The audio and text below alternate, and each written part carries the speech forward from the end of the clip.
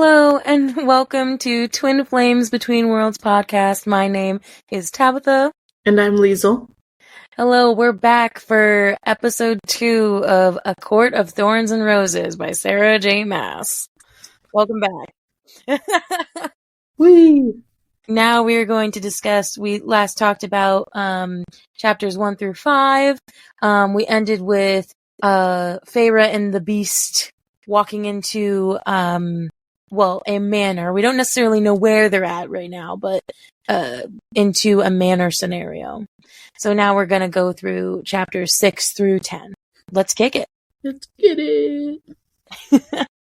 All right, so we start chapter 6 by an estate sprawled across a rolling green land, never seeing anything like it. It's a very beautiful place, but by Faerie's description is very isolating and lonely, which I like. I mean, that's going to be through a lot of this first part, and a lot of this first book is a lot of faerie reflection. Yeah, true. And I think, I can't remember if we mentioned it in the last episode, but just the fact that this whole new area is in spring when she was literally just in winter. And so she's a little confused by that. That's like, how can it be spring here? Well, and yeah, we can say, because we saw the map, we know as readers that the only possible way or court that they're in is spring. They're in spring. That's not really a surprise to anybody. It's on the map. Except for her, because she hasn't seen any map yet. Which is so interesting, right? Because it's interesting. It's almost like a TV show. We have that knowledge, but like she doesn't yet. Mm-hmm. Very cinematic in that way. So she goes to describe the house, obviously way different than her hovel, as they like to call it. And so I wanted to, in this huge description that she has, there's a sweeping staircase. And I personally love a sweeping staircase. We, at our old college that Liesl's still attending, that now is my alma mater, they had a sweeping staircase that I would love to come down in like a huge dress, and I just love to train. Like, I love the train going down it. So it's her princess lifestyle. Very much so. So I just wanted to be like, yes, there's a sweeping staircase. Already love this place. So it's funny how like she's so tired from the magic that the beast threw at her that she like falls off the horse. That combined with the fact that she hasn't actually had a good meal for a while. I mean, I guess technically a couple days ago she had the deer, but still, like, she still limited herself, and she'd still been starving before that. Right. So that, and, she hasn't technically had water for 2 days. It's not the greatest idea to run right now. And so, yeah, she's, like, full-on debating about whether or not she runs, whether or not she stays, and go the exact same mentality you said. It's like, okay, well, I can't really leave now because I have no energy to. So she follows the beast into the big great hall, I would call it. In a fantasy it's called a great hall. But it's like a really long table and just an array of food, like a huge spread. It's like as soon as this guy or whatever, this fey creature walks in, immediate food on the table. Some kind of Hogwarts shit. I was thinking the exact same thing, but I was just like, I wonder, are there elves in the background? Probably the lower fairies, actually. Yeah, probably. So they might literally be lower. Yeah. So there's a bunch of like fairy delicacies. She's not. It's sort of the same food, but she's really not used to it. But the one thing that she keeps saying, and that's why she, Faerie describes, like, she stays back while the beast sits down. The number one rule of, in the human lands was do not eat or drink the wine. Because if you do that, you'll immediately become a slave to the fairies. That's their lore. And it's like lore that is passed down in every way possible, whether it be through stories or, like, as Faerie puts it, like, sing to them in their cradles. So it's literally from the moment that they can hear things. It's like, yeah, don't eat fairy food, don't drink their wine. Yeah, so, I mean, obviously that's going to be a problem if she doesn't eat or drink anything. So, a small inconvenience at the moment. So, the beast plops into the chair, and all of a sudden there's this big white light. Like, magic is happening now. And he turns into a golden-haired man. Very, very gorgeous. And she's shocked because, I don't think I was shocked personally because I was thinking, oh, this is just, a fairy, right? There's some magic going on. She's like, no, wait, he can transform. He's a high fae. That means he has more power. That means he's more dangerous. And oh my god, I nearly stood up to a high fae. Mm-hmm. Like, she's like really regretting those last words that she said to him. So yeah, he not only is he a high fae, but he's a high fae, and he looks young because obviously in these books, it's kind of like the vampire thing. They're really old, but they look young. And the most notable thing is that he has a mask on. Like a masquerade mask that just covers the front, top part of his face. Correct. Or enough of it that you can really only see the eyes. Mm-hmm. And it's super decorated and lots of embroidery and greens and golds. Mm-hmm. Correct. And so obviously, I like how she describes it as it's very cinematic. It's like, who are you? Because his colors are similar to the beast's form, but his giant claws lurk beneath that surface of skin. Like his claws seem to pop out every now and then. The beast within. Right. So obviously she's getting scared now. This is a different Feyre than we've been used to up until this point. So the beast keeps trying to get her to he's immediately drinking the wine. He doesn't give a shit. While she's kind of standing back, and he's trying to get her to eat, but she's not biting for it. So Feyre is told that she's allowed to live anywhere in Prythian, but she wouldn't really survive anywhere else. So the beast says, I mean, you can live anywhere. That wasn't what was said, or that wasn't what I said. So. He's like, yeah, you don't have to live with me. I just gave you offering. I just offered you a safe place. But if you don't want to live here, you don't have to. You can go anywhere in Prythian. He offered protection. That's true. That's the only thing that he's offering that somebody else wouldn't offer, it seems.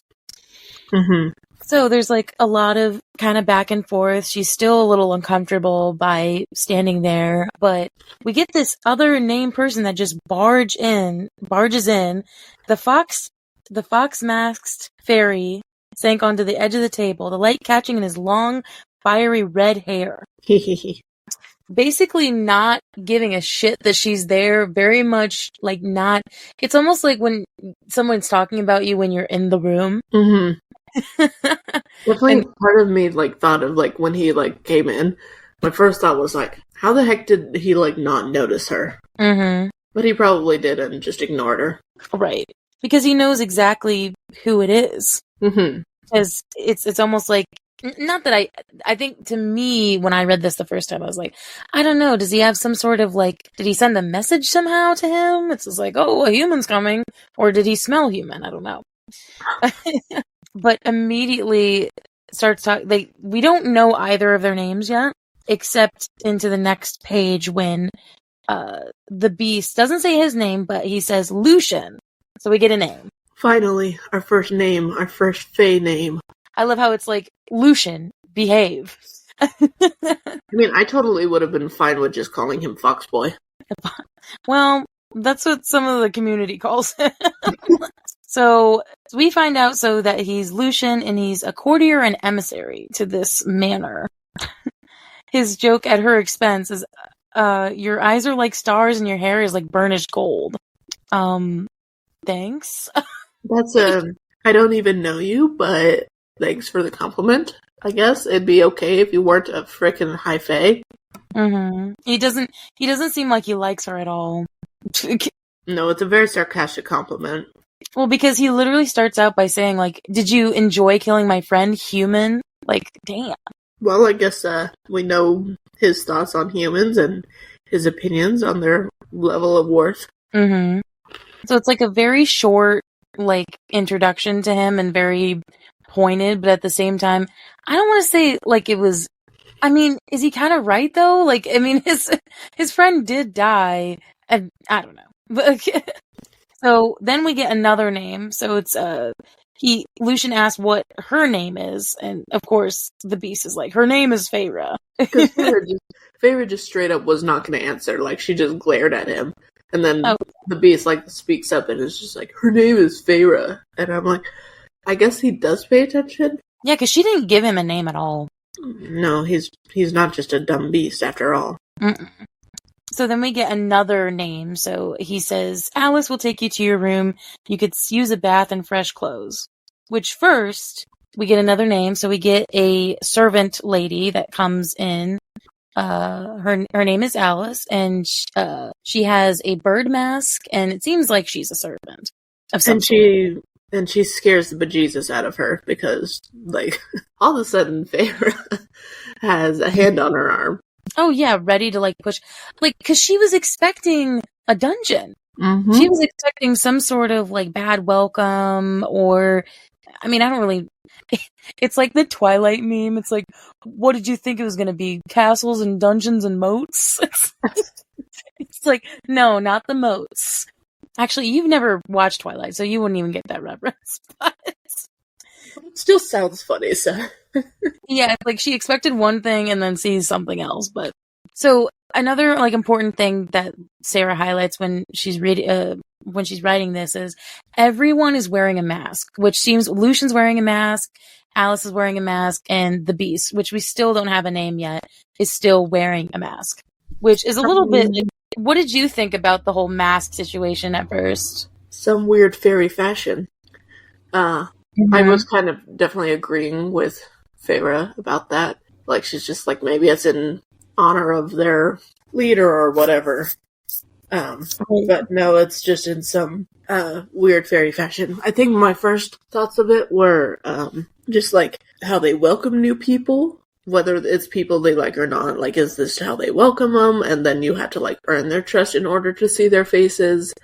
So yeah, everyone's like, I guess the mask situation for me was, I guess I also thought it was sort of a fashion, or honestly, I didn't think, if I'm going to be honest, I didn't think anything of it. I was like, I'm already getting thrown so many things. I'm getting thrown new characters. I'm getting thrown such a new world. I really didn't notice it until maybe halfway through. And I was like, oh, wait, what? They're wearing masks? But yeah, so he also brings up something else, which this was only me. This was personally me, just because when I read it the first time, I was like, I'm so interested in hearing about, like, not the religion necessarily, but what the people in, like, a fantasy world pray to, or it's like, oh, you know, oh, gods, or something like that. It's like, to them, like, Lucian starts out by saying, that's the hand the cauldron thought to deal us. So we hear this thing called the cauldron. Sounds like some kind of witch's cauldron. I know, and I was intrigued. I mean, whenever you think of cauldron, you do think of a witch's, like, black cauldron. And so I was intrigued nonetheless, because I was like, I don't know, that seems like such an object to me. Anytime in a fantasy world, it's always like, oh, I mean, Aphrodite's an actual Greek goddess, but just like, oh, Aphrodite, like, it's always like a person. This is like an object, and I'm like, oh, I wonder what that is. But, like, it was almost like a pointed, oh, I'm gonna note it and then totally forget about it. Yeah, I definitely, when I thought about it, like, because, like, what you were saying with it's always an entity, like, I was like, is, like, this cauldron an object, or is it the person who owns the cauldron, or is the cauldron alive? I have no idea what that is, although it's kind of strange and it doesn't seem to flow well with the words. I specifically remember saying, like, by the cauldron, or, oh, cauldron, or whatever, like, that it didn't flow well of, like, dear God. Or Jesus Christ, like, it just didn't flow, and so I'm just like, I don't think this is gonna catch on. No, and yeah, I totally agree. So what's funny is that, like, Faerie can hear them as she's walking out, and so we also get to hear a little bit more of a tidbit from Lucian about, she brought Andreas down. We never should have sent them out there. None of them should have been out there. It was a fool's mission. So interesting that it seemed like there were other people out there besides Andreas out in the woods that day. So something to clock. I guess I was never like, I was just like, oh wait, there was other people? That seems weird. That seemed like a sole incident. I think I didn't actually, like, notice that when I first read it. It's saying, like, we never should have sent them out there. I think I read it as we never should have sent him out there. But, like, going back and reading it, I guess, yeah, hearing them out there makes a lot more sense. And I just today read it again, read through the chapters again, and I still read it as him. So. It's so subtle. Like, I don't even know how I picked it up. It was more just like, I was they? Interesting. Which means there's more Andresses. Like, are they, like, more wolves, or do they take other forms or whatever? So we just hear them, like, talking to each other, and she's obviously a little bit upset by what they're talking about, but, I mean, there's nothing really can be done. I love how he says, then you've got your work cut out for you, old son. I'm sure her life will be a fine replacement for Andreas's. Maybe she can even train with the others on the border. It's like, ugh. So, as she's going down the stairs and how Alice is leading her through these gold gilded halls, what I picked up from her huge long spiel about it is that there's no screaming, there's no torture, and the room that she gets in is a huge, large room. I'm thinking of every princess book that I've read where it's like, a no-name girl goes into a big castle and gets the big bed for the first time. It's like, I'm staying here? Yeah, as Favor says, a room. Not a cell, a room. It's like, you sure you got it's almost like she's questioning, like, don't shut up, don't question it. I mean, and like, she was probably thinking, like, well, if it's not a cell, it's a room, like, it's probably gonna be like a small room and like sleep on the floor kind of room, like almost like a cell, and then they just label it a room regardless. But no, it's like this full ass, like, royalty master suite, whatever you want to call it, and like, okay, this is a huge upgrade from the cottage. Right. And there's still a sense of course, there's still a sense of wariness with her. She's, kind of what I picked up is she's still prey, but confused by all the peacefulness that she's surrounded by. It's like, wait, I'm still the human in this scenario, but I don't sense any blatant hostility. Like, oh, what if our rumors about Prithian weren't as bad? It's like already starting to doubt, but she's not. Yeah, she's like, it's almost like little seeds of doubt, but she like quickly shuts those down. Because Alice disappears for a little while and comes back with a velvety turquoise dress. Obviously, Favor's just straight up like, fuck that. No, never. No, she is not the dress kind of girl, at least from what we've read so far. I would never, and I think you said this, I mean, maybe I'm going to take your thunder, but I think you said this the first time when we read this.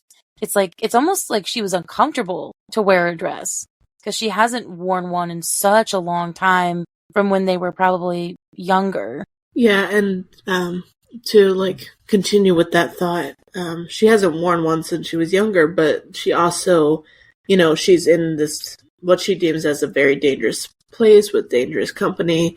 And the reason she started wearing pants in the first place was, one, because they couldn't really afford like dresses that, her family wanted to wear, but also dresses aren't super great for hunting or fighting or anything like that. And so she started wearing pants, and especially now that she's in this dangerous place, she definitely doesn't want to wear a dress, because if she has any chance, it'll be if she's trying to run.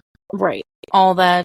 Totally, yes. And obviously it seemed like Alice was being helpful to her, but I think what was so nice about Alice and the gesture she made was after that, when she said no, when she kept saying no, she got her, after bringing her tattered rags that she was wearing. I mean, at least he tried to wash the rags before, like, immediately throwing them away. I love how she just said they dissolved, like, without, so it's like when they touched the water, it dissolved. This is what's left of your pants, and I just imagine her holding up, like, a soggy clump of fabric that isn't attached at all. It's like, I guess not. So, but Alice, does the really good, I don't want to say really good servant thing, but she like brings Pharaoh pants and a tunic.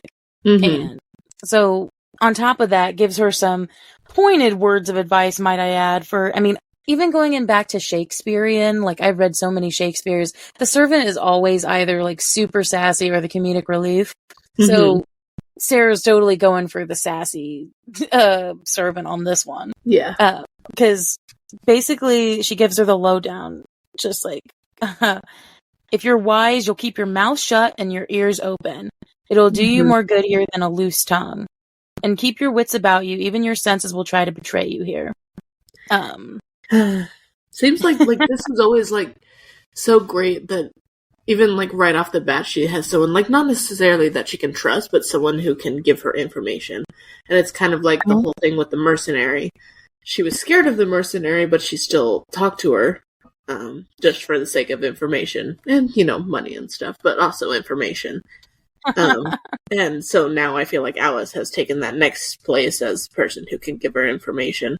Because it seems like she enough is like, cares enough that it's like, okay, here's what you need to do. Because I also love how she says, you keep your head down and none of them will bother you. Though Lucian, he could do with someone snapping at him if you have the courage for it. Oh, she has the courage to do a lot of things. That's totally the faerie that we've seen up until this far, is somebody who would clap back, but she's just so afraid in the current moment. I do want to like highlight though, before we move on to like the next chapter, I love how, I don't know, maybe it's because this was so profound for me when I read this the first time. Usually it's keep your sight, like, your eyes are the truth tellers. It's like, this is taking that and swapping it. It's like, okay, nothing you see is true. It's what you hear. And as for somebody who's, maybe into music like us or more auditory learners, like, I personally love that. So it's like, oh wow, okay. But I think it's one of those things though, where like faerie goes, huh? And doesn't understand it at all. Which, how would she? She wouldn't know. All right, so next, we go into chapter 7. The dinner scene. The dinner scene. The most awkward freaking dinner I've ever been to. So it begins with a dinner with Lucian and the man that we still don't know his name, but the one who, obviously the beast. And so, and seems like, I know she said that Lucian said that he was an emissary. So he's like some sort of, I guess says some sort of hierarchy, but it's almost like he's a soldier versus the other beast guy is the leader. Yeah, especially like when Lucian first came in, like, he sketched a bow or whatever. So it's like, even if it seems like they're friends in a way, like they're mocking each other a little bit, but it definitely seems like there is that ranking. Right. And obviously she's still uncomfortable because she doesn't want to eat the food. And I guess I can't blame her, even though it's a little bit irritating reading it back. It's like, just come on, sit and eat the food. But at the same time, I have to remember all she's ever known is to not do that, because if she does, her senses are going to be completely gone then, or whatever. So we finally get a name. Lucian says the beast's name, and his name is Tamlin. So we finally get a name, very posh sounding. Tamlin, the beast. I love how his first thing that was like, I told you so, Tamlin, your skills with females have definitely become rusty in recent decades. Decades? Yeah, decades? Tamlin? Wait, they live for decades? Oh shit. It's like, oh yeah, I think I forgot about that little detail. Ooh, were they alive when the war happened? Like, all those questions are like starting to come, like, get in her mind. The more she figures stuff out, the more questions there are. Which I think is like the cool thing about this book, especially when you're reading it the first time, is because it's like question, answer, and it's just continuously like that. And that makes me want to keep reading. True, because you want to find out the answers. Right. But then there's more questions, and it's like, it's God. And obviously there goes into like a witty back and forth between the three of them, mostly Lucian trying to, pick at her. It's like, well, why aren't you wearing a dress? It's like, I don't want to wear a dress. Even though, like, Lucian's being so, I wouldn't say rude, but, like, very forward and teasing, like, it doesn't feel mean, necessarily. Like, yeah, he may be upset that Andreas was killed by her, but it definitely, I don't know, it kind of seems like a banter between best friends. Like, it feels like banter that you and I do every once in a while, where I'll say something, and then you'll flip me off, and then you'll say something, and then I will get embarrassed and stop talking. Just call us out right there. Yeah. It's so true. Because to everybody else, it would seem like, God damn, you guys are being really mean to each other. But it's like, oh no, we're just fucking around. Yeah, like, that's just, like, our relationship. And so, like, it definitely, like, seems like they got a friendship, even though they've known each other less than 12 hours. And I feel like faerie doesn't know whether or not he's joking or not. And it's hard when they're wearing masks, too. He can't see him at all. No. But, so they both seem, like, one important, like, detail is they both seem to be warrior-like. They have baldricks, and they have weapons on them. So that's important to know. It's like, oh, they have weapons. Yikes. And then, so here's where, like, the awkwardness comes in, where I'm, like, totally being, like, Tamlin is me in this scenario. Just, like, he's like, you look better than before. It's like, what? Yes, that is how you flirt. It's like, and your hair is clean. It's like, oh my god, buddy. I think if a guy told me that, like, I would be like... But your hair was clean? Like, yes, it is. Good job. You noticed. And? Does it bother you? Were you also a little bit shocked that he's, like, being this awkward, like, 7 chapters in? I was like, I at least thought maybe for a minute he would kind of be, there would be animosity towards her, but actually, Tamlin is pretty nice to her, considering what she did. All things considered, like, you killed his friend, like, you would think he'd be, like, not inviting her to join him at his table. You would think that, maybe he would just, like, be more rude to her or something, but no, he's trying to compliment her. Or like Lucian's doing, and he even serves her. He serves her food as she sits down finally. Well, like, attempts to. That's like a high honor, like, this is a high fae that you thought, in your previous, like, lore that would kill you on contact. This guy, male, because they're called males, because they're not men, technically. Stop it. Sorry. Yeah. That's like a huge kind of red flag to me, and a green flag in terms of, like, wait, why are you being so nice to me? Like, she even questions this whole time. She's questions like, why are you doing this? And so obviously she's not there to, it's a very sorry attempt at flirting, but so the important thing that she brings up is she asks, so I'm not to be your slave. Lucian chokes in his wine, and Tamlin definitely doesn't smile. So I think Tamlin if I were in Favor's position when, like, asking that, and then Tamlin doesn't smile at all, and Lucian chokes on his wine, like, I'd be like, what, did I say something wrong? Am I, like, misunderstanding this or something? Like, are you, like, actually, did I guess your plans? Are you actually gonna, like, enslave me? After, like, all Hansel and Gretel feeding me shit and making me nice and plump. No, she's right to question. I think there were definitely some moments when I was rereading this that sometimes it could be irritating, because I'm like, it doesn't seem like he's trying to be rude. Like, he's been nice this whole time.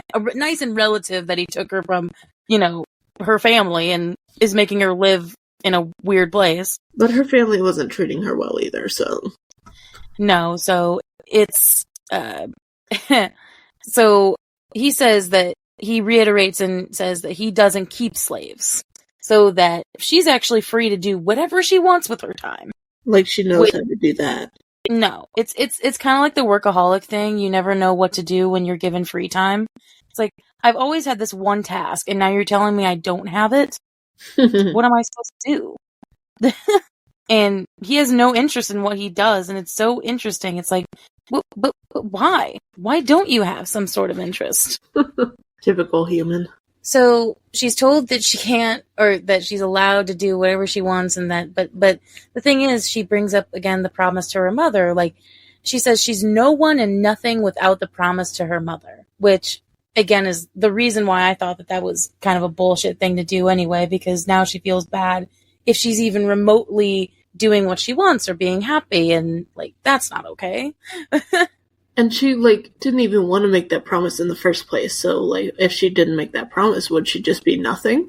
I mean, seemingly so. Like, so sad. Yeah.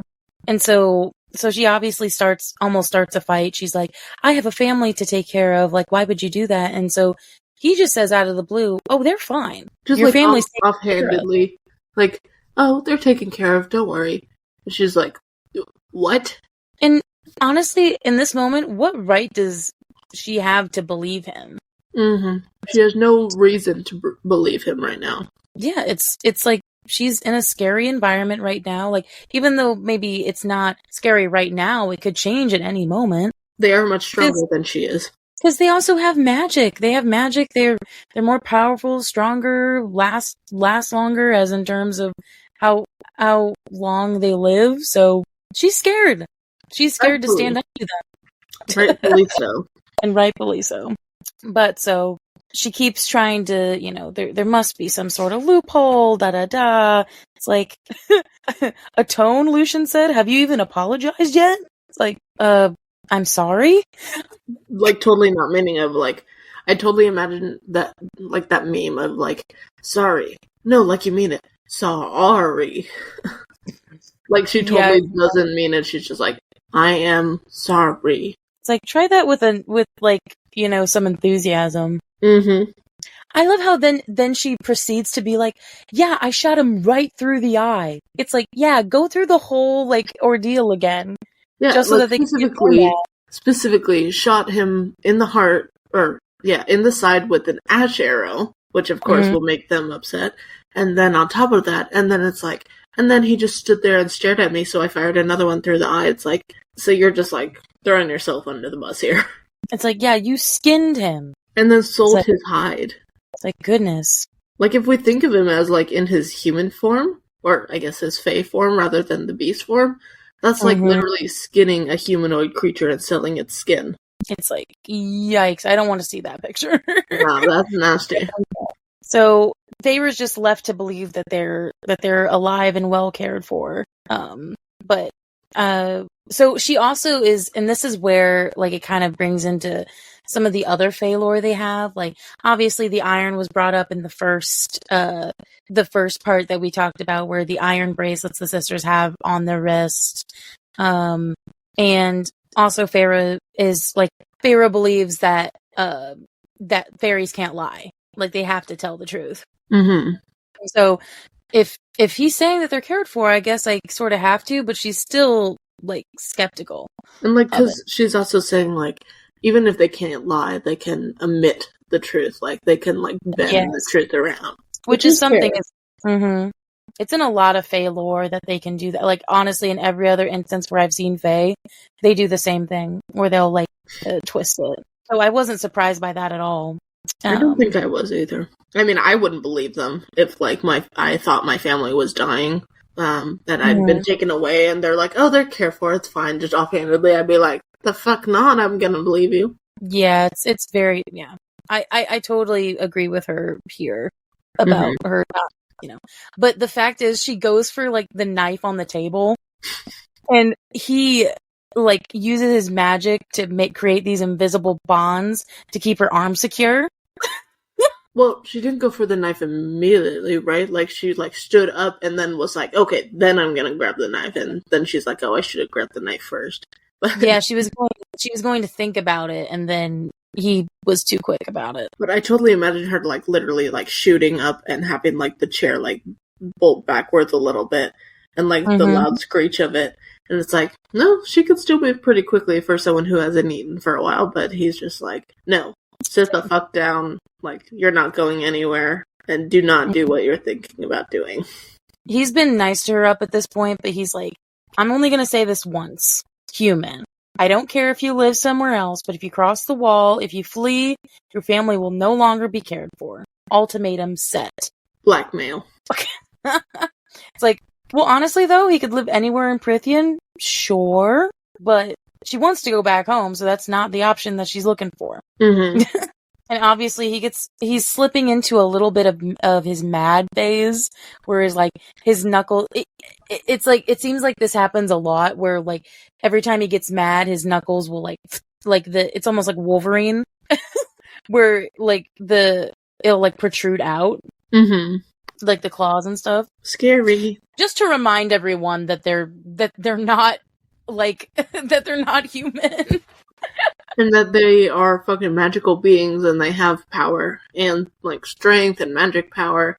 And I just remember thinking, does he still have a chair? Oh yeah, you mean like because of all the claw marks? Mm-hmm. Like, I mean, so I know true. he technically not like a lion body. He has a lion's body, so, like, I guess part of me... I remember thinking when I first read it and had that thought of, like, claw marks on the chair, how does he still have a chair that looked regal and stuff? I imagine... I had a one moment where I just imagined Tamlin as, like, just a large cat, just, like, doing the thing of, like, clawing at the chair. I see. So as they're like going along, obviously after that little like confrontation, she starts to eat the food because she's like, well, they can't lie, so I might as well. And so obviously she is like racing to eat, so she's eating it all up. And whilst that is going on, like Lucian and Tamlin sort of, it's almost like a little switcheroo. Like they have this switch in conversation where it's like, you're a human woman. You got anybody back home? It's like, hey, you're well, we haven't seen a human woman for a while. Hey, you sleeping anyone? You like fucking anybody back home? It's like that. They just didn't want to be like homewreckers or anything like that. It's just funny because it's almost like, because again, I'm glad you bring this up. I have to keep remembering and remind the audience that they haven't seen a human, like the wall went up 500 years ago. They haven't seen a human in a long, long time. Mm-hmm. So this human doesn't seem to be interested in the fact that they're ethereal beauties. Like they are supposed to be beautiful. Like they are like, eye candy. And Lucian is upset that she doesn't like seem to be in awe of them. And it also, like, something I did notice but didn't pay too much attention to the first time through was just that it seemed like they'd had a moment of silence where they were, like, wingmanning each other. And then they started talking about, like, if she's sleeping with anyone. I'm like, the fuck? So, like, they kidnap her, and now they're like, are they literally trying to do what the Children of the Blessed said of, like, make her, like, the bride or something? Which is funny, because I didn't even, like, consider that. I was just, is this what you guys actually like care about? So like Lucian is the one who starts it. He's like, ask if there's anyone back home, and then she doesn't lie. She's like, I mean, I was close with somebody. And then it's like it says Tamlin and Lucian exchanging glance, and it was Tamlin who said, are you in love with this man? Like I was the same as her. Like, why do you fucking care? And, like, why, like, specifically do you say in love versus, like, I mean, I guess maybe they didn't have the difference of, like, I like this person versus I love this person, but also specifically in love with this person. Yeah, it just seems like like, when I was thinking, because, obviously everyone who knows this series, or just, it's fantasy romance, I didn't think the romance would start, like, what a piss poor attempt at a start of a romance, but I was like, oh, this is just about as awkward as I probably would be, so I'm actually digging it. This is like some really slow burn shit. Right. Very, very slow burn. And so they exchange, it's like, and you do love anyone else? And so she's now in hysteria. She's like, so she gets up, he doesn't stop her this time, but she goes off on him. It's like, is this really what you guys talk about? You guys are arrogant. full on goes, great female protagonist at them. And of course they kind of laugh it off, and it's like, it's just, it's like, why don't we go rest? And I love how her last question, though, before that kind of scene ends, she's like, why be so generous? And so he's like, I kill too much as it is. It's like, huh. I definitely feel like there's something more behind that. Oh, yeah, but it's like, that's not reassuring, man. That's not like a real answer. It's like, specifically, she was asking, like, why are you being so generous to me? Why did you give me a place to stay? That kind of thing. And he's just like, not even specifically about hers, like, I kill too much as it is. First of all, she doesn't want to hear that you kill a whole lot, even if that's what she already assumed. And, like, secondly, it's like, okay, but that still pops up the question of, why didn't you kill me? Right. So, so they end the conversation with, or we end that scene with Lucien barking in laughter and Tamlin growling at him to shut up, which is so funny because in the graphic audio, it's you hear it, and it's every time that happens, it's so interesting to hear like the growling and the laughing and the whatever. Yeah, they're definitely. I could tell they definitely have an interesting relationship because they seem like friends because they can tease each other like that, and they also support each other, and yet it's like emissary and then owner of the manor. At the end, it seems very brotherly to me. Yeah. But or like those best friends that will like smack you on the back or whatever. Or no, what it reminds me of is like two people in like the Marines or something, like in the same unit who will tease each other whenever they're off duty. I like that. I like that a lot, actually. I like that description a little bit better. So then that fateful night, she sleeps in the bedroom, and she wakes up and she's like, reminiscing about, her waking up in the cottage versus waking up in this manor, because it's almost very lonely, with no family to wake up to. And obviously her thinking about all the stuff that happened the night before, and it's like, well, he can't be completely wicked if he's being that awkward. Mm-hmm. But of course, great way to wake up to a morning screech and a big thud. It's like, oh shit, I'm gonna die. Very comical. Feyre sets up like a trap, like a snare trap, for anyone that, comes into her room. And so she catches Alice in it, in the snare. God. Although props to her for making a like quick snare like that. Oh, right. Like with whatever she just had in the room. It's like, go you, man. Like the curtains. I don't think I would have put up a snare. Like, I would have just let it go. Although, I when she said, like, that she used the curtains to rig the snare, like, cut up the curtains, I just immediately made the connection to, two things, actually. I made the connection, of course, to Beauty and the Beast, the retelling kind of thing of, like, Belle, like, thinking about escaping out the window with sheets and curtains and stuff. And then the second thing I think of is from Sound of Music, when Maria just, like, cuts up the curtains to make clothes. It's like people in a new place, in a new, like, big place that they're uncertain about being there just seem to want to cut up curtains. Right, it's a staple fantasy thing. So, the biggest thing to get from the little Alice, she's I'm sorry, exchange is that, Alice is, like, very irritated, but at the same time, she's like, ooh, I can kill you too. Like, even the lower fairies can kill humans very, very easily. It's almost like it's another, especially when I read this the second time, I thought, the first time I thought that Alice was just being kind of bitchy, but, a bitchy morning, thing, but reading it, I was like, oh no, she's warning her. Definitely. That's like a warning to be like, hey, even I can do something to you. If it wasn't me, you probably would have had issues. Yeah. And so she continues to like tell her, it's like, you can't do anything. You're here. You might as well just live with it. And so basically Bate tells her if Feyre leaves the manor, she won't be under Tamlin's protection anymore, which is bad because Tamlin seems to be, she calls him master. It seems that he has some sort of authority on this property. She just doesn't know what yet. Yeah, so he seems to be I mean, the first time I thought of this, I thought he was a duke or some. I didn't really know how the hierarchy worked, but it kind of seemed like that. Yeah, I guess I didn't even think about that. Like, it hasn't really gone into the hierarchy much, like, other than the fact that there's High Lords, High Fae, and then Fairies. So those are, like, the three things that you can fit into. But it doesn't go into, like, the more in-depth hierarchies and rankings. Right. And that's something that I think, like, gets covered over time, but not, of course, not in this first part.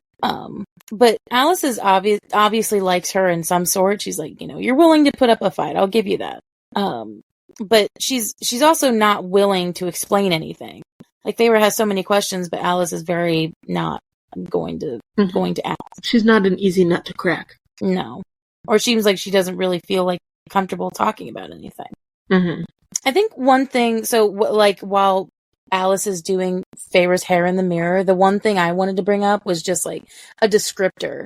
So it's Nesta and Feyre have their mom's eyes, but Nesta looks more like their mother. So it's like Elaine looks more like their father, Nesta is like carbon copy of the mother, and then Feyre is kind of like a mix in between.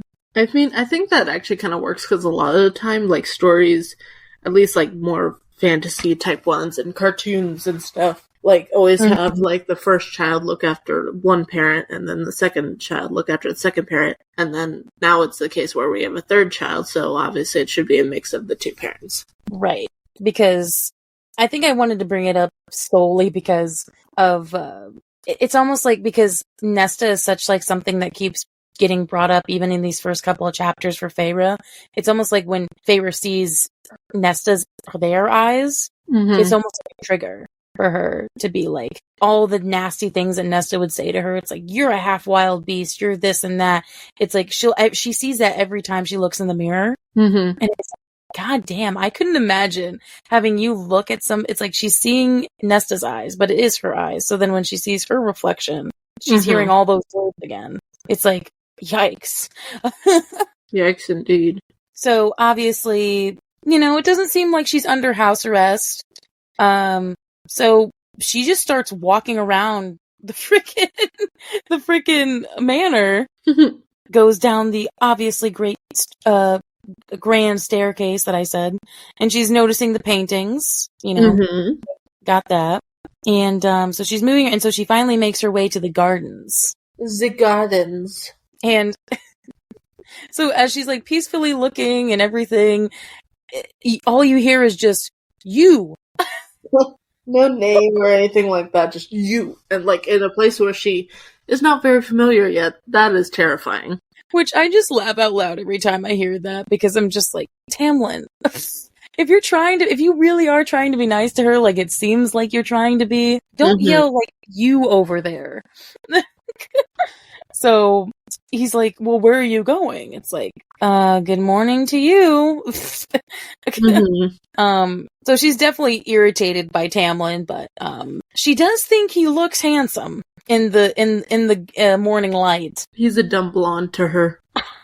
Well, sometimes the blondes are pretty, I will say that. Definitely makes him seem like a Hemsworth of some sort. When she describes him, it's like, that's what I picture. And so he asks her for if she wants to go on a tour, and it's fine. She's like, I'm fine. No thanks. So he gives her a generous offer, and she's like, no, I'm good. Well, what if no thanks. Like, no, it's like, shut down. And he's like, do you have a problem with me? It's like, no. What do you think? God, like, their interactions between each other are so awkward. That's why I feel like this is just such a great setup, because I'm, like, thinking to myself... Because, I mean, at this point, I'm thinking that Tamlin is the love interest. Mm-hmm. I mean, I wasn't the only one who thought that, though, when I did read this with some others. Like, they thought Lucian was the love interest. And I was like, I feel like there's too much animosity towards her at the current moment for him. But I was like, oh, I totally thought Tamlin was because he's the beast and the Beauty and the Beast retelling, whatever. Mm-hmm. So basically says he reiterates to her, I'm not going to kill you. Like, I don't break my promises. So it's interesting that he brings up, so we get another big piece of information that's central to the story, is that there is a sickness in the lands across Prithian. For 50 years, there's been a blight spreading around, and that it has made magic act strangely. And it seems like Tamlin, well, and he says this too, his powers are diminished because of that. Mm-hmm. And it seems like the whole mass situation as well is also a part of that.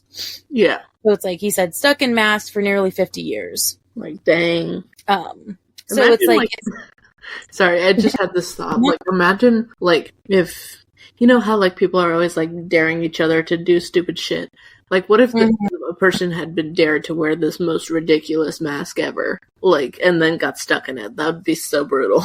Yeah, it's almost like the whole, like, the myth about if you keep your face in a certain way for too long, you'll get, like, frozen face or whatever. Mm-hmm. That's what I was thinking. Mm. Yeah. Mm-hmm. It's like getting stuck in a theater mask for, like, being happy all the time or being sad. Well, that's sad. Very much so. So she has a little bit of sympathy for him when she's talking about when he's talking about this. And so it seems, he also Tamlin gives us another piece of information that Andreas was going over the wall to look for the cure. Mm-hmm. And obviously that makes her feel a little bit bad because it seemed like he was going to do something for the greater good. But he also gives Feyre kind of a rude awakening that this blight seems to, I mean, they don't know yet, but it seems that it could affect humans, which would be bad because he said it's spreading. And it definitely catches her attention because, of course, she doesn't care about much except her family. Even if they treated her bad, she's like, wait, this blight, hang on, can this affect humans? And then she's like, oh shit, my family. Right. And, it's nice that he's telling her this because I almost think when I'm rereading it, it's almost like kind of, a piece of information to make it so that he trusts or she trusts him a little bit more. Mm-hmm. It's like, I'm trying to show you that I mean no harm. Here is something that, you might want to know if you're going to be living here for the foreseeable future. Yeah. So another quote that I liked is like, he may take an animal form, but he's civilized, is what she says. It's like, but I am civilized. It's like, really? It seems, and like, he has a pretty swanky place, so, I mean, go him. Although I will say, like, I had the same reaction as Feyre. Like, it's like, when he's like, I am civilized, she looks at his hand, at the claws, and that's the same reaction that I had of, like, really? You sure about that? It's like, you kind of didn't really show that last night, but he started out like that, though. He started out fine, and then she got under his skin, and then he got mad. And not his claws were under his skin. Not trying to give him the benefit of the doubt. I'm just saying, practically, there was buildup. There always is. So obviously, he tucks his hands behind his back, and he goes on. It's like, I'll see you at dinner. And so she's left to wander the gardens by herself, and that's where we get to chapter 8. Dun, dun, dun. A longer chapter because obviously the whole dinner scene lasted a long time, but so chapter 8, she's going around the gardens. So every time she's walking around like this, it's almost like she's trying to seek out a plan to me. Mm-hmm. It's like she's thinking out things, she's starting to watch for the exits and the entrances of the building so that she can, hide or do whatever. A hunter's mind for sure. Definitely. And she remembers what Alice said to her. It's like, oh, yesterday Alice said that Lucian might need someone to blow up at him. It's like, perfect. Our plan is I'm going to plead my case to Lucian so that he can plead my case to Tamlin because Lucian is the emissary. So, if Lucian detests me living here, he might want me to leave too. So... Right. So he could fulfill the treaty some other way. Hopefully. Which, of course, me thinking to myself, I'm like, when does the first plan ever work out in favor? But I was like, okay, I'll go with it. Get close to Lucian. Maybe something will, come about. So as soon as she figures that out, she sits in this really beautiful, foxglove, glen of sorts. Mm-hmm. And I really wanted to ask you this because it's so interesting. It's so subtle and it's such a moment, but it doesn't really get brought up too much so she's sitting there and then she feels this presence of 2 sets of feet walking behind her. And she can't see anything. She doesn't see anything, but she hears them. Mm-hmm. And so when she turns around, she sees like like it says there's a shimmering, but she says a shimmering of separating into two smaller figures no taller than my waist. So such a random thing before Alice calls Feyre, for lunch or whatever. What did you think that was at the beginning? I thought it was she said she turned around and saw two lamb statues. I immediately thought, it's like, wait, did the lambs come alive or something? Like, is this fae magic? Are they movable statues or whatever? So I definitely was thinking that it was like either the two lambs statues, or before she said she turned around and saw the two lamb statues, I thought it was like some kind of fae thing. Like maybe it was two fae creatures that had the ability to be invisible, or were not even visible, like not invisible, just they did not have real bodies or whatever. And so that's what I thought it was. And yeah, I think the way that Sarah wrote it definitely like made me a little nervous of like, she's here, like she's barely been here, like she can't get attacked already, right? Yeah, it made me think of like the first thing I thought of was like whenever I've read fae lore, it's like they have these demon children of like, I feel like the younger the fae look, the more dangerous they are and the more old they are. So in most other fae lore, that's not kind of like the thing here, but I was like, oh shit, is this like some all powerful thing that's like, I thought this was going to be the bad guy, or like they were going to be, some sort of significance. I read this the first time. But very subtle. No one really notices it, but, cause Alice calls her to lunch and so she doesn't really think about it, but it's like creepy. So, Feyre stole a knife the other night when she was at dinner though. Didn't mention that before, but I mean, not surprised that she did steal it. She has a habit of hiding knives. She does. Well, it's for protection. She feels like she needs it. It totally makes sense. I'd probably do the same thing. And also, Tamlin stole her knife, so she's gonna steal one of his. Yeah, 100%. Because also, I totally forgot to like tell the audience, like, oh my gosh. So one of the biggest things about Lucian's character is that he has a metal eye. He has a scar on his face. And we didn't really bring that up the first time we met him, but she kind of talks into it now. So I'm bringing it up again. So Lucian has a metal eye and a scar on it. So one of his eyes is gone, but like the metal eye is weirdly magical looking. And it reminded me of Mad Eye Moody. Literally was about to say the same thing. Yeah, it was like just an eye that like seems to like move around and on its own, and like could apparently see through his head or whatever magical shit they said. Right. And like just also the fact that even though Lucian has the mask on, like you can still see the scar because it like goes down his whole face. Yeah. It's like, what the fuck happened to him? What did you think? Because I guess like I was thinking about the whole eye thing. I don't know. I don't really know what I was thinking. I was thinking like obviously something happened to him. I thought he got in like some big battle and lost it in some like heroic way. But so. And that like could have happened because he definitely gives off warrior vibes and he carries around a sword and weapons and shit. And so like it could have been an epic way. Yeah, but we don't really know anything. But they're all at dinner again. And so, Tamlin's talking about Feyre like he knows her really well. It's like, Feyre can hunt. Feyre can do this. It's like, dude, you don't really know me though, do you? Okay. And so Lucian clarifies, how old are you anyway? 19. So we find out Feyre is 19 and very young compared to them, though we don't get their ages. Old, probably. Old. And so they're trying to do the same thing they did the night before, but they kind of go a little too far with this time. And it's like, Tamlin, it's almost like the one time Tamlin tries to jab at her like Lucian did, he goes too far with it. And he's like, well, didn't your mother ever teach you about us? And it's like, face palm, literally. Don't bring stuff up if you don't know about it. Don't bring up the mother. Like, you didn't see a mother at the place. Like, can you not put together context clues, my man? Unless he did it, he was trying to be subtle of like, hey, I didn't see an older woman. Let's ask this question. No, bad choice.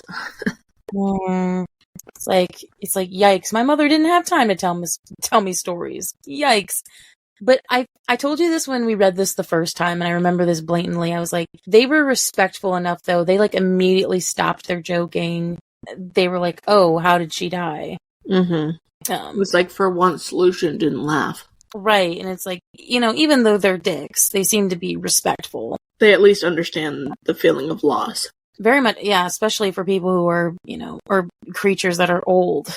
So, find out her mother died of typhus when she was 8, specifically 8. And, Tamlin gives his condolences for her loss, but it was like an off moment, so she kind of gets up and leaves, because I wouldn't want to probably stay there either. Yeah. I'm surprised she stayed that long. You know why I think Feyre, like, is something I resonate with so much, is that sometimes when I feel that awkward in a scenario, or I feel like I'm gonna get too emotional, I just have to get up and leave it. Like, very randomly. I totally vibe with that. Just walk away. And so, yeah, definitely still has the knife with her. It's like, do not leave it, just in case. Even though she was feeling sad and remembering her mother and the fact that they brought it up, she still didn't forget the knife. And I know it's dumb, but, like, I know it's for her protection, but still, like, a knife isn't going to do anything to them. It's not going to do anything to any of them, even the lesser fairies. I think, yeah, when I read it, I was thinking the same thing, but then I was, like, trying to, argue for Feyre's side of, like, well, even if she can't, like, stab them or anything, like, maybe she could use it to pry open a window or something. Yeah, I guess so I was, like, trying to reason for her. It's not more of a weapon, but it's more of, like, a utensil. Yeah, a tool. Yeah, I get that. I actually didn't see it that way. That's interesting. So, of course, we get to the next morning, so we get to chapter 9. She does not snare Alice this time. She lets the servants in to, help them, or help her get ready. Mm-hmm. So, now it's time to enact the plan. Lucian is on border patrol today, and Feyre's goal is to find him and convince him to let Tamlin, or get Tamlin out of, to get Tamlin to get her out of the treaty. Mm-hmm. But she gets stopped right at the garden again. Right as she's about to enter the garden, Tamlin just pops out of nowhere. I mean, he was probably waiting for her. Like, maybe he saw her, well, obviously he saw her yesterday go, and he's like, well, she probably will go out again. I will catch her. Oh my goodness. Yeah, I feel like okay, I think this is so interesting because I feel like in so many, I don't know how many fantasy novels you read in this kind of style, but honestly, in the other ones, the guys are usually dicks at the beginning. Like, or, it's usually the girl who's secretly looking at the guy from afar. Like, this is totally turning that on its head. Mm-hmm. And being like, she doesn't really care about Tamlin too much.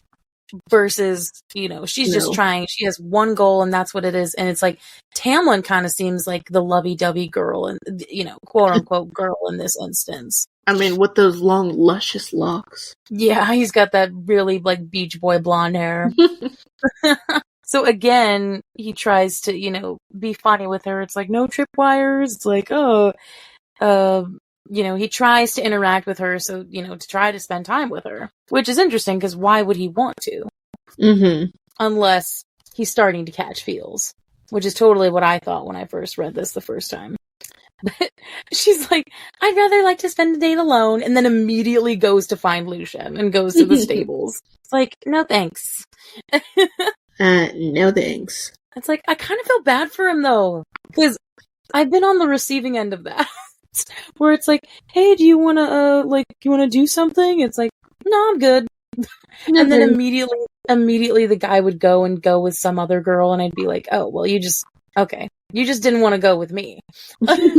Right.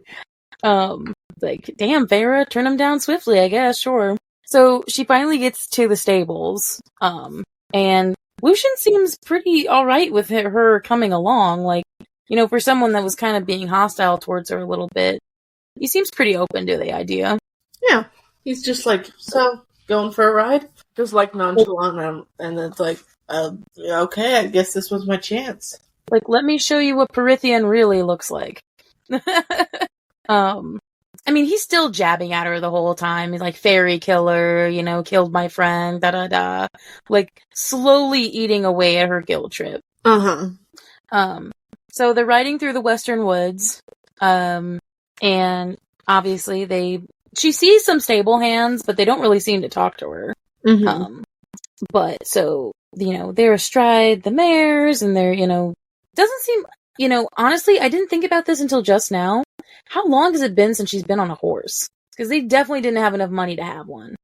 Probably since she was still at the manor estate or whatever with her family.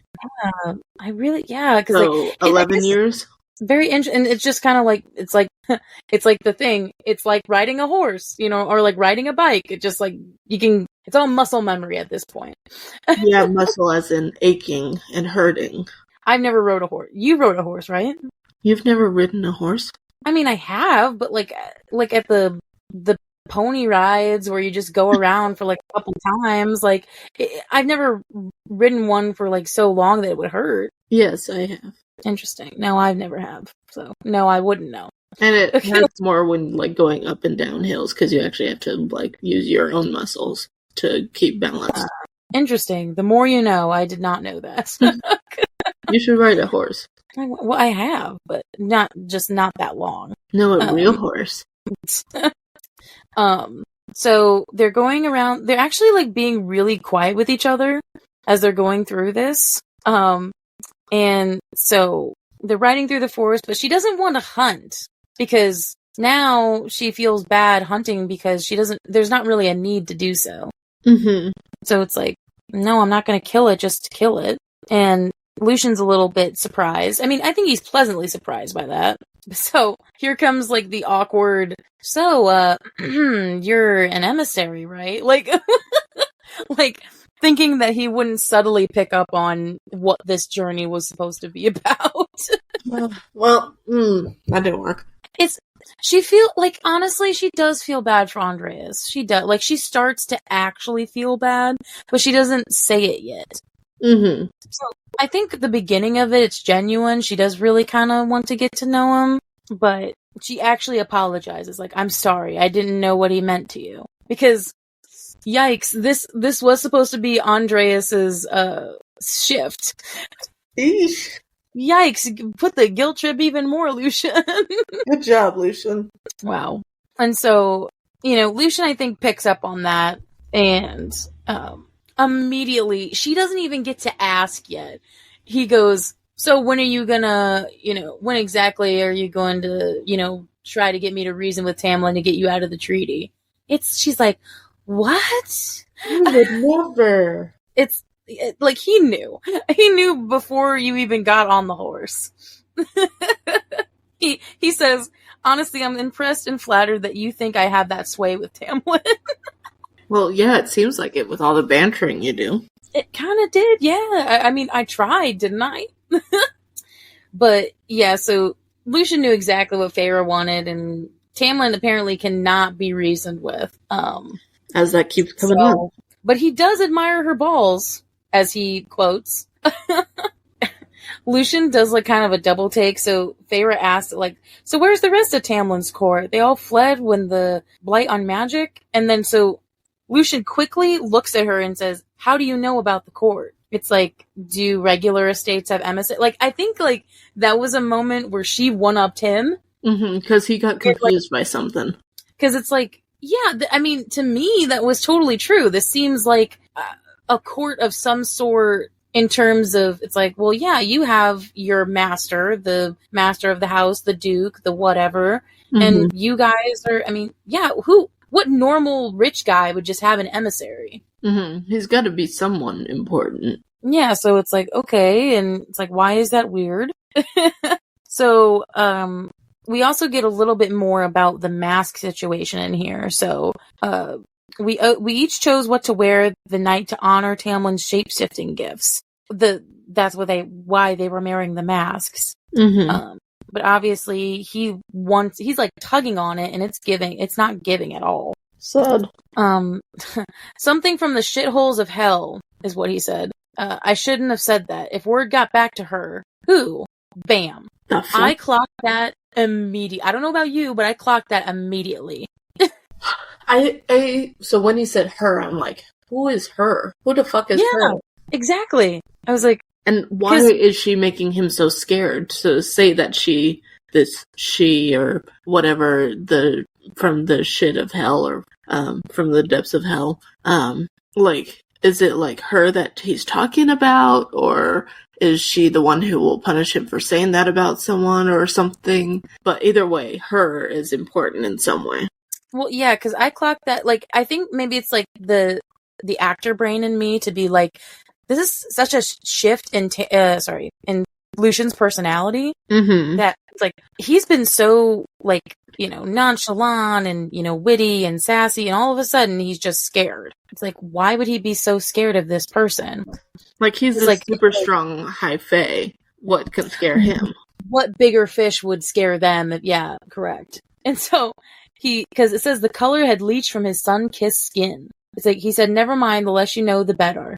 And so, you know, Feyre goes into her mind a little bit. She's like, yeah, Prythian is ruled by 7 high lords who lead all the courts, and perhaps she is the one who governed the territory. If not the high lord, then the high lady, if that was even a possibility. Because honestly, yeah, they say high lords, and that obviously does not, because this kind of fantastical world does not represent all the other identities. It's very female, male oriented. And so it doesn't seem like when they say high lord, that doesn't imply female. Right. So it's interesting. So she kind of, you know, gets off the subject, and she's getting more info on Lucian and trying to ask him about his age and all that. And like, obviously he's old. Just plain old. And so we also get another little tidbit is that Tamlin is the only one who can shapeshift. So I think that's a little bit of a discrepancy between them. So Lucian is a high fae, but because I thought I was wrong when I read this. I was like, oh, I thought all high fae could transform. No. Tamlin can, but the other or like at least Lucian to a certain extent can, and then obviously the lower fairies cannot. So something about that means that Tamlin is more powerful than everyone. And literally Lucian's explanation for this is literally just, well, because Tam can. He says that so many times in these first like 10 chapters. I'm like, Lucian, I think I need a little bit more than that. What do you mean? Oh, Tam can. It's like, okay, yeah, but why can he? Oh, he just can. So, Tamlin was the one who changed all the, Andreas and all the others, whoever the others are, that went over the wall that day. And may or may not have returned. And so, Lucian, he doesn't really have, the High Fae don't have specific powers the way the Lesser Fairies do. So he doesn't have a natural born affinity, which again is so weird. Why do the people with powers, with the people that don't have powers, ruling? If the High Fae are the rulers of the land, why is it the Lesser Fairies are like the poor people? Because they're the ones who have the cool powers. I really didn't get that. It's like, oof, wow. It's literally a bloodline thing. Because the High Fae are the pures, and the Lesser Fairies are the ones that are just, they don't have the High Fae blood, so they're just lesser somehow. Which, again, political implication of just how not true that is. Yeah. Or honestly, how sometimes in real life people think that way. He's like, I suppose if I were one of you, I'd be one of the fairies, not High Fae, a lesser fairy like Alice. So, I love how she immediately goes for the jugular. She's like, so how'd you get the scar? Like, just, okay, I guess we're just saying what's on our mind now. Yeah, it's like, so we don't talk about things like that. And obviously, so Lucian is like the king of saying, what's the word for it? Giving really vague answers. Like the vague, ominous answers of like, he's like, I didn't keep my mouth shut when I should have.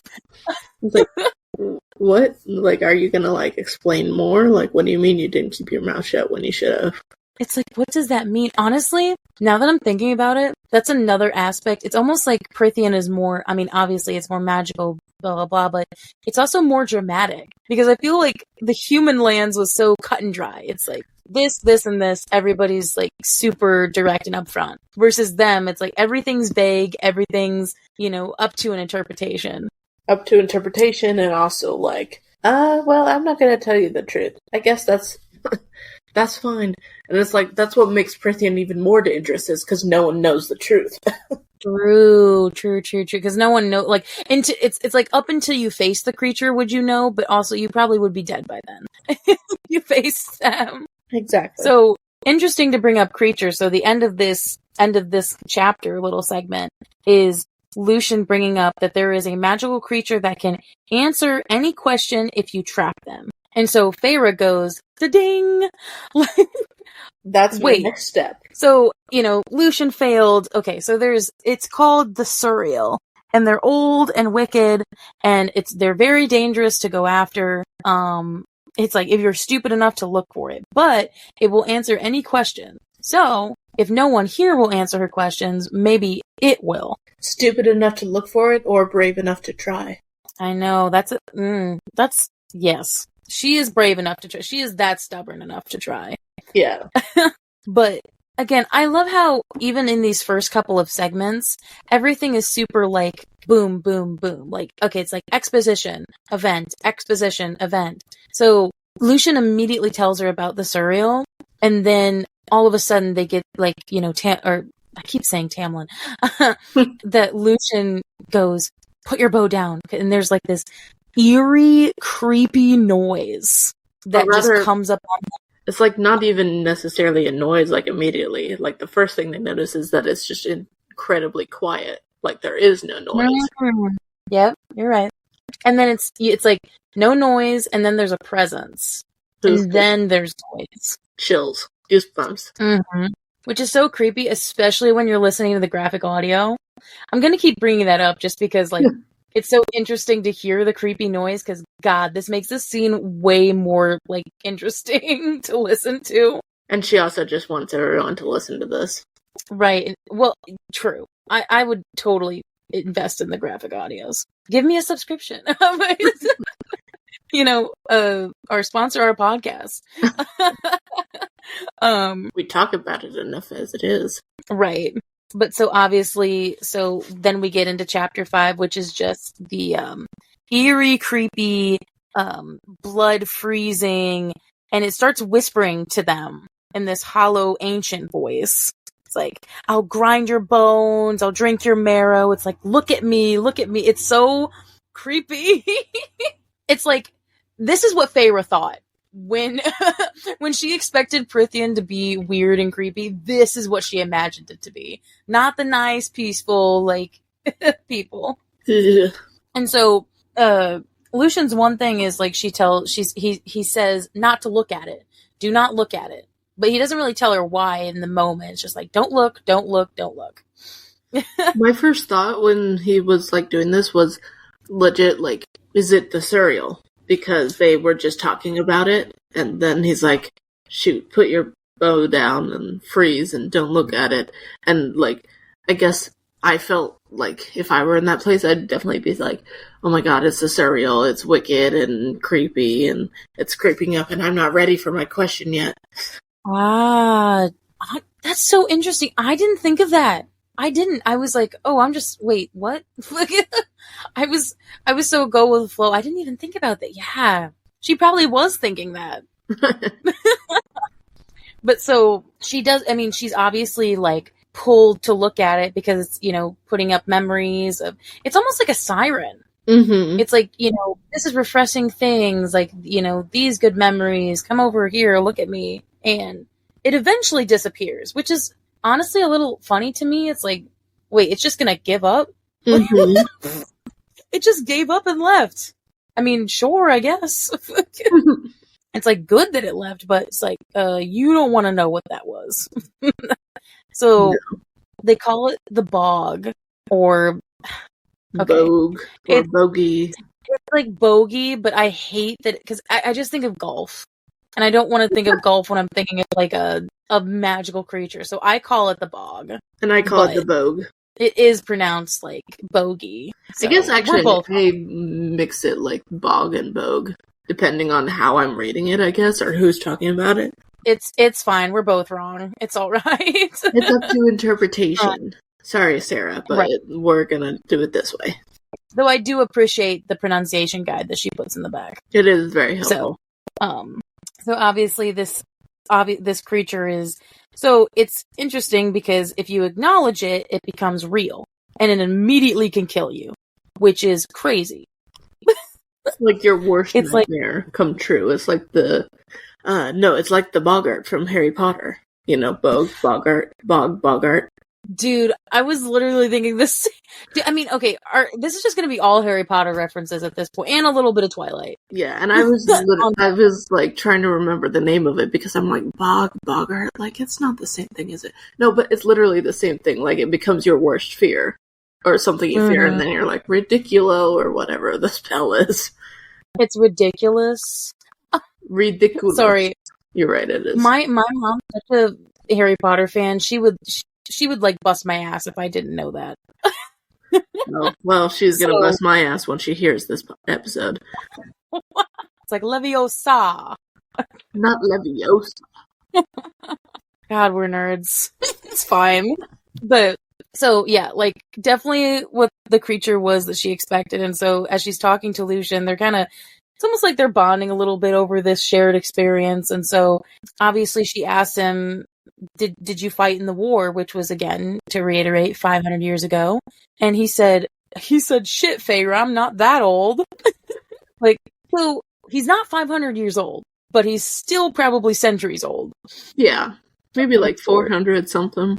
Mm-hmm. And so, it's, I think this definitely was their start of a bonding moment, because then immediately Lucian is like, so do you only know how to use a bow? Because I can teach you how to wield a sword. Because she doesn't know how to handle a sword at all. Mm-hmm. Hey, free lessons from a fae warrior? I mean, hell yeah, sure. That's pretty good. I just love the ending. It's like, do you ever stop being serious and dull? And she says, do you ever stop being such a prick? He's like, okay. Like, all right, better. Like, nothing is wrong here.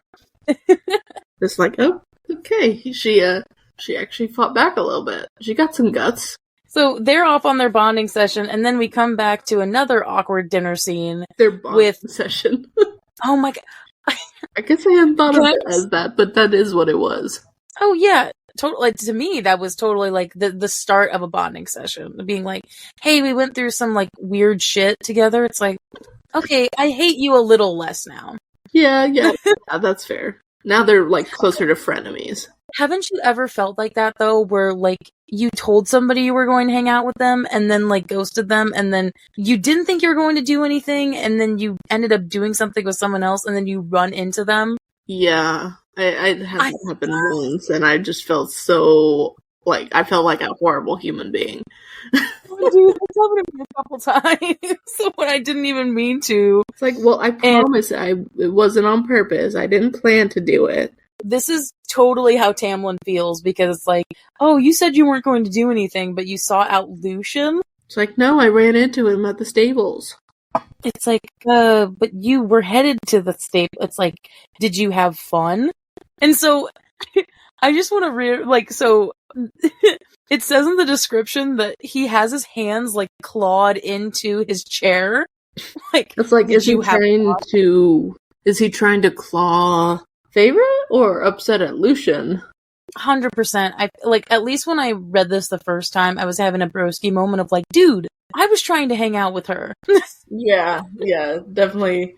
I was trying to figure out how to say it, but yeah, just like I feel like he's angry at like Lucian for doing that, but then at the same time, he's like angry at himself for like, in the sense of like, wow, so Lucian has so much more charm than me. Great. Yeah, it's awkward, and I honestly feel bad for Tamlin this whole first chunk of this book. Yeah.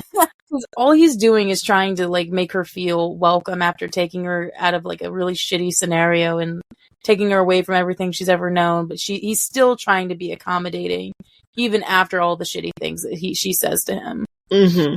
But no, then she just like dumps him for Lucian. Like, oh. So Lucian knows how to quickly cut out a scenario, though, because he immediately tells Tamlin about the bog in the woods. And immediately Tamlin's like alert, like a really quick shift, and says, oh, what? And so he immediately like runs out of the dining hall. Yeah, like no time to be jealous. It's like, well, and honestly, I mean, good. I would have been mad if that was like, well, we'll finish this later. It's like, okay, no, I was irritated, but like, this is more important. So, she's like, well, where is he going? It's like, well, to hunt it. And she's like, well, I thought you said you couldn't hunt it. And Lucian's like, well, but Tam can. Another but Tam can scenario. Tam can. It's like, okay, he can. So what now? So basically they eat, but basically the last part of the chapter is Feyre waiting for him, which is so I definitely, because again, this is supposed to be a romance, even though it doesn't seem like it in the first couple of chapters to me, but like romance on her end. But I feel like this was her moment of, oh, well, I'm a little bit worried about him because Lucian made it seem like this bog creature is, deadly. And I think she might have been like conflicted of like, why am I like looking at my window for him? Like, why do I care if he returns safely? And then I feel like if I were in that like situation, or like if I'm trying to like justify her thoughts or actions, one might be, oh, she's just waiting because if he dies, then she loses her protection and her family loses their protection. That kind of thing. And like what happens with the treaty if Tamlin dies is like how I was trying to justify it at the time. But then also, yeah, I remembered that it was a romance, however slow burn it was. And so it's like, oh, so here we go. She's starting to care about him. Yeah, I guess I wasn't feeling like particular romance yet, but I was like, oh, that's like, it's sweet. It's almost like a beginning of a once someone starts to worry, it's like, oh wait, I worry about him. Wait, do I care? Wait, I care. And then it keeps going after that. And so the fact that she's waiting for him is, significant. And I love how she's just like, instead of like a Belle scenario where she's looking out the window, she's like sharpening the knife while watching it, like looking out the window. Yeah. Just so like, I want to be the one to kill him. And so I hate that we have to end it like this, but literally chapter 10 ends with Feyre seeing something at the front gate. And that something is dun dun dun her father. End scene. Roll credits. WTF. Oh, that's it. End the episode there. Thanks, Sarah. Like, what a way I mean, obviously we have to end our episode there because, 5 chapters, we could talk about it forever, but wow. What a way to end. It's just like, wait, what? The old crippled man showed up? I guess, like, my last thoughts about that was, I didn't think it, I thought it was true because obviously, she's seeing him. He's there. All crippled with his pain and everything. It's like, but how? Like, it was one of those moments where I'm thinking to myself, oh yay, great. And then I was like, wait, but what? Yeah. It's possible, but okay. Like, what did you think about seeing her father? I was like, how the fuck is he here? I guess she's really gonna test those IV. He didn't care for like the rest of the time. Also, oh, you know what? I really thought, like, actually my first thought when I read it was, didn't he tell you like a couple chapters ago that to go and make a name for yourself and don't look back? I was definitely, it's like, okay, why, if he said that, why is he here now? Something's up about this. And why is he here at night? How did crippled father come to Prithian, which of course is dangerous to humans, and also like a 2-day journey there, and however many into the spring court. And then on top of that, it's at night, outside of the gate, and not coming any closer, and making eye contact with her. Like, how did he know where her room was? How did he know where she was? Right. So though I will say, preface to all the audience, like, there are some things I feel like we guessed, like, when we individually read this, that becomes true. But I will tell you, all the stuff that we tell you is our actual gut reaction when we read it. So don't be mad if it was true, because we are pretty smart. We look at, I think Liesl does it a little bit better than I do, but I do have occasional moments where I'm like, wait, I was right? My theory was right. Prediction come true. So yeah, wow, what a section to read. We got introduced to a bunch of different characters, a new setup, a new setting, and ending on a cliffhanger. We're assholes. No, we're not the assholes. That's just how Sarah split it up. I can't say I can't say my god author is an asshole. Okay. That would be blasphemy. That would be blasphemy, Liesl. Okay, I'll say it for you. Okay, perfect. No, I'll be nice. It's rude of her to end it like that. At the end to end her chapter like that. Yeah, very rude. Well, yes, perfect. Thank you guys so much for listening. Go ahead and follow, review, all that. I have some updates for everybody. So now we're on Spotify, Apple Podcasts, we're on iHeartRadio, Audible, Amazon, and Liesl is running our YouTube page. So it's on YouTube if you want to subscribe and follow and write comments. I know it's easier to write comments on a YouTube video than on some of the other podcast platforms, but we'll be looking for more, what did you find interesting about these chapters? Did you kind of think the same thing as us? Like, we want to hear thoughts. So yes, please. We will see you guys in the next we'll see some of you in the next mini spoiler episode, and then the rest of you we'll see 2 weeks from now at our next 5-chapter run. Bye bye. Peace.